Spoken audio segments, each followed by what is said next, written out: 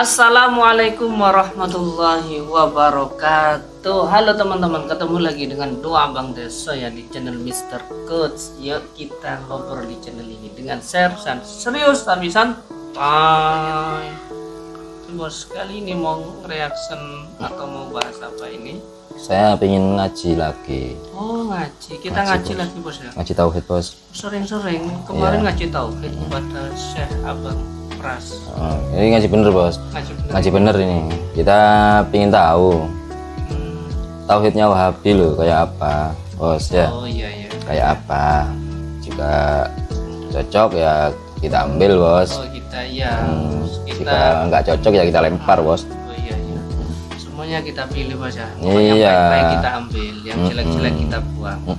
Dan kalian para wasabi harus gitu juga. Jangan ngaji hanya di wasabi aja.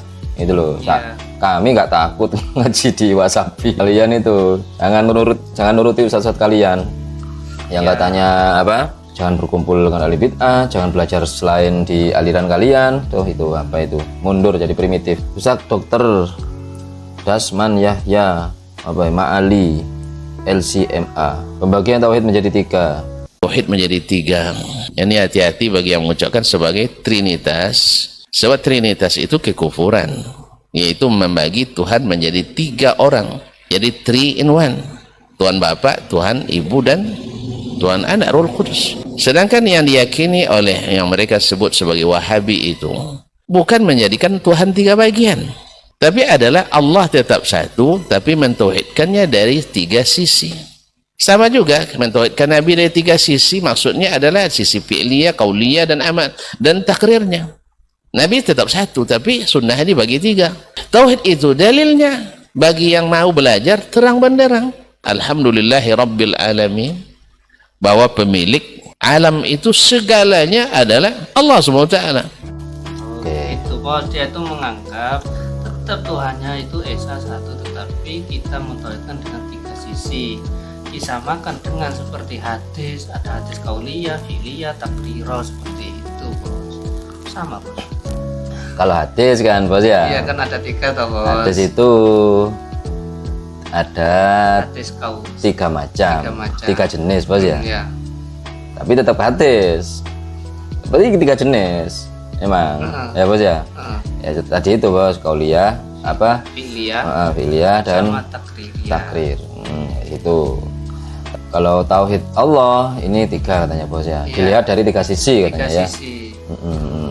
Tapi Allah nggak punya sisi loh ya Pak ya. Allah nggak punya sisi Pak, hati-hati Pak. Kalau punya 3 sisi Allah itu ya jadinya kan kayak kubus, kayak balok gitu Pak. Oke. Ini konsep, masalah konsep berarti bos ya? Iya, konsepnya. Konsep. Dan ingat Pak, Nabi nggak pernah bos ini bos ya? Nggak pernah bos. Nabi mengatakan sudah Allah itu Esa, tapi Allahu Ahad sudah gitu bos. Ya banyak, Nabi itu mengajarkan, menjelaskan tentang Allah itu banyak. Cuma nggak pernah mengkonsep. Ini kan konsep ini. Konsep tauhid mereka, ya kan?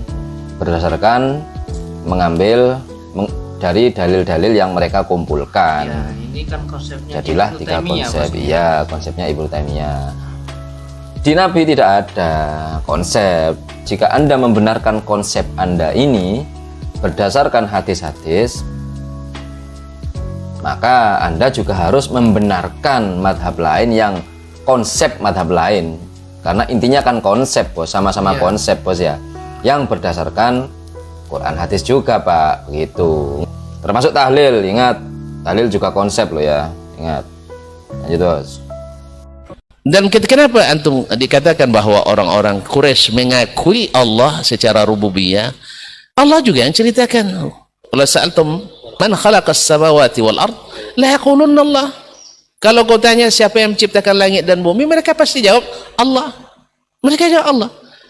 Bahkan ketika mereka telah masuk Islam, juga kan Abu Raja Al-Utaridi juga, dulu ketika kalian di masa jahiliyah, berapa Tuhan yang kalian sembah? Dia bilang 6, 5 di bumi, 1 di langit. Nah, dalam keadaan sulit, mana yang kalian sembah? Yang 1 saja. Berarti mereka melakukan syirik di saat senang. Di waktu sulit bertauhid dia. Ini mereka yang ceritakan, bukan karangan Wahabi, bukan. Mungkin contohnya aja mungkin belum baca atau tidak mau baca barangkali. Saya mulai nggak setuju ini, sudah mulai nggak setuju. Ayo, Anda membenarkan rububiyahnya orang Quraisy. Itu loh, Bos ya? iya, padahal dia tadi sudah mengatakan Tuhannya itu ada 6. Iya. 5 ada di bumi, Iya. 1 di langit. Itu Apa loh. ini konsepnya ini? Tapi dalam keadaan sulit baru dia bertauhid lah. Iya, Bos. Dari sini saja kan sudah beda, Pak. Sudah beda. Nggak bisa kita memakai dalil tauhid rububiyah, kemudian kita pakai referensi orang-orang Quraisy sebelum beriman. Katanya mereka juga punya tauhid rububiyah. Ya enggak lah. Enggak punya mereka. Enggak punya, Bos. Beda jauh. Andai kan oke lah, mereka Allah. Cuma Allah mereka itu konsepnya beda.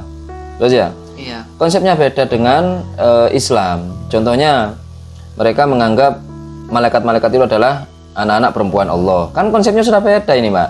Sebelum Islam datang, orang-orang Quraisy saja itu sudah rububiyah. Yang enggak. Rububiyahnya beda. Jadi kita nggak bisa menyamakan rububiyah Islam dengan rububiyah mereka. Ini baru tasabuh kalau gitu sampean. Ya, Bos ya? Ya sangat tasabuh. Iya, tasabuh. Ini murni tasabuh ini kali ini, Bos. Menyerupakan rububiyah Islam dengan rububiyah orang kafir Quraisy. Ya, akidahnya ini bahaya sekali nih, Pak. Nah, kayaknya saya nggak jadi ngaji nih, Pak. Jadinya saya mengkritisi nih. Karena memang anti, kalau baca nanti bahaya, tauhid kita rusak jadinya katanya.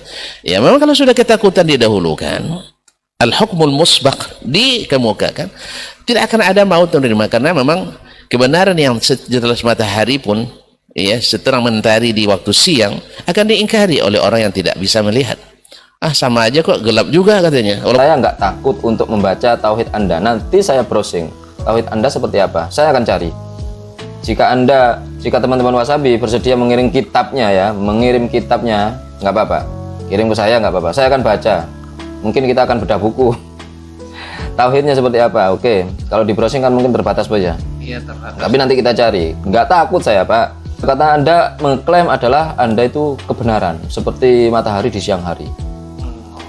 Kata orang yang ingkar, sama-sama gelap aja. Makin gelap malah. Alhamdulillah Rabbil Alamin, Rabbul Alamin, ini rububiyahnya. Kemudian mereka orang-orang jahiliyah mengakui ini Rabbuna, Allah yang menceritakan Al-Quran, dan Nabi yang mengatakan itu juga. Nabi juga yang mengatakan, mereka itu mengakui itu. Jadi ketika kita katakan Abu Lahab percaya sama Allah, percaya dia sama Allah. Percaya Allah mencipta, benar, percaya dia mencipta, Allah yang mencipta. Kenapa dia tidak mau beriman? Karena aja'alal alihata ilahan wahida. Kenapa pula Tuhan yang banyak ini kok jadi satu sekarang? Kita sudah terbiasa dengan kebiasaan nenek moyang. Makanya memang Nabi Muhammad pernah mengatakan atau bersabda, ya memang mereka beriman pada Allah. Cuma Allahnya beda kan, Pak. Itu saja. Jika konsepnya sudah beda. Allah mereka dengan Allah kita beda. Kenapa kita harus menyamakan rububiyah Islam ini sama dengan rububiyah mereka? Nah, sudah konsepnya beda. Anda kan tadi mengatakan sudah. Abu Jahal menolak karena konsepnya dijadikan satu di Islam, ya, Bos ya. Itu kan sudah beda berarti. Nggak usah disama-samakan dengan rububiyahnya jahiliyah. Rububiyah jahiliyah beda, sangat beda sekali ya. Kita cari, Bos ya, tauhid rububiyah. Oke. Tauhid rububiyah adalah mengesahkan Allah dalam perbuatan Allah, yaitu Allah satu-satunya pencipta, mengatur jagat raya, Bos ya. Kemudian tauhid uluhiyah, mengesahkan Allah dalam perbuatan hamba, yaitu kita selaku hamba hanya beribadah kepada Allah saja.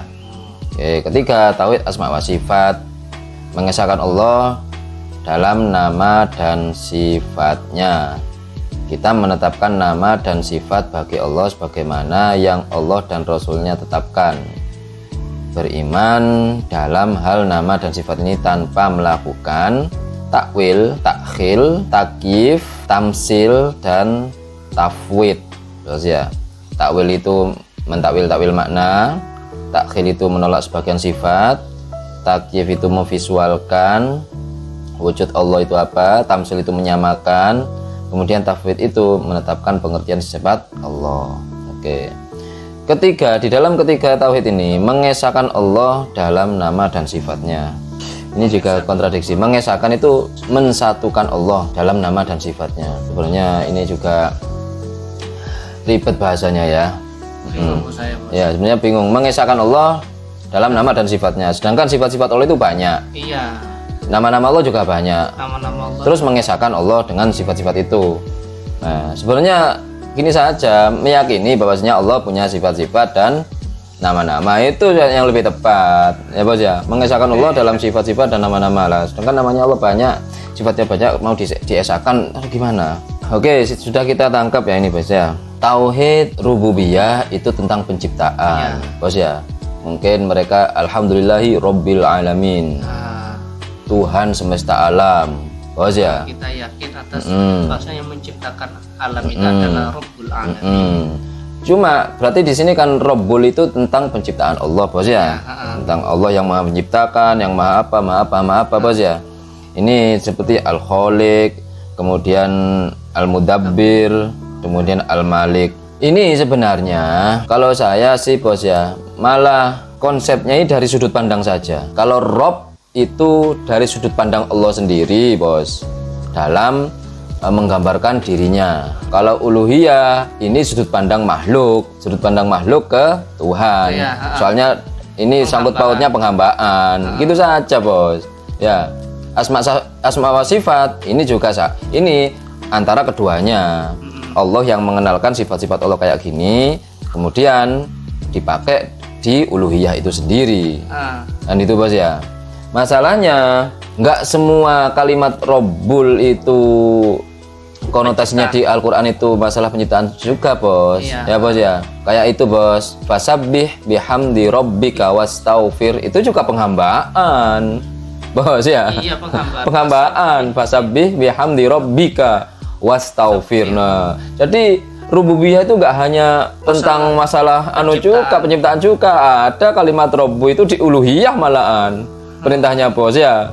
Kayak fasabbih, bacalah tasbih bihamdi rabbika dengan memuji Tuhanmu. Loh, itu kan uluhiyah tapi kalimatnya pakai rububiyah.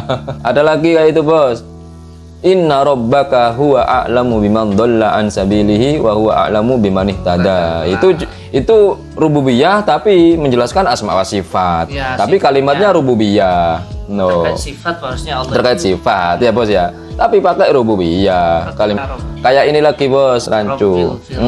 Warhamni Wajibuni warfa'ni itu enggak pakai ilahi, enggak. Jadi sama, Bos ya. Kalimat Rabbu itu Robbi ini rububiyah ini enggak harus digunakan untuk penciptaan Allah yang Maha ini, emangnya enggak, Bos ya. Banyak ayat-ayat di Al-Qur'an itu malah itu dipakai untuk ubudiyah. Jadi kalimatnya rububiyah dipakai uluhiyah.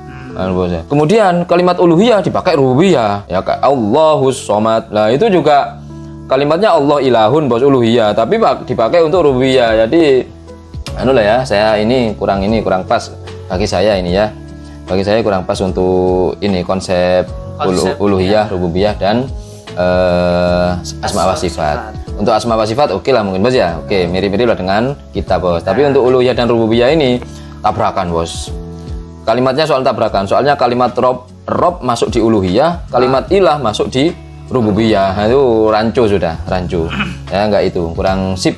Maksudnya saya kurang pas di hati saya gitu ya. Saya jadi enggak jadilah mau mengikuti ini, mau ngambil ini enggak jadi saya.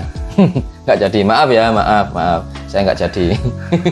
Tadinya mau ngaji, tapi enggak jadi. Soalnya rancu, rancu. Saya lebih baik kembali lagi ke Asy'ariyah dan Maturidi ya. Ke Maturidi.